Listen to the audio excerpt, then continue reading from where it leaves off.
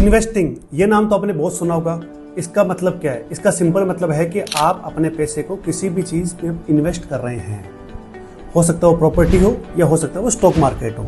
मान लेते हैं आपने कोई प्रॉपर्टी बाई करी और उसके अंदर पैसा इन्वेस्ट करने के बाद आपने 1-2 साल होल्ड करा, उसमें जब आपने रिटर्न है तो उसको सेल आउट कर दिया। आपने क्या करा? उसमें इन्वेस्ट करा। ऐसे ही स्टॉक मार्केट के अंदर भी इन्वेस्टिंग होती है, जो 3 कैटेगरी में डिवाइड की गई है। फर्स्ट होती है शॉर्ट टर्म इन्वेस्टिंग। इसका मतलब है कि आपने कोई शेयर को खरीदा आज, लेकिन आपने प्लान किया 1 से 3 साल उसको होल्ड रखेंगे जी, तो वो हो गई शॉर्ट टर्म इन्वेस्टिंग। एक होती है मिड टर्म इन्वेस्टिंग। इसका मतलब क्या है कि किसी स्टॉक को आपने आज खरीदा, लेकिन आपसे 3 से 5 साल का होल्ड रखने का प्लान किया आपने, तो वो हो गई मिड टर्म इन्वेस्टिंग। और तीसरा आता है आपका लॉन्ग टर्म इन्वेस्टिंग।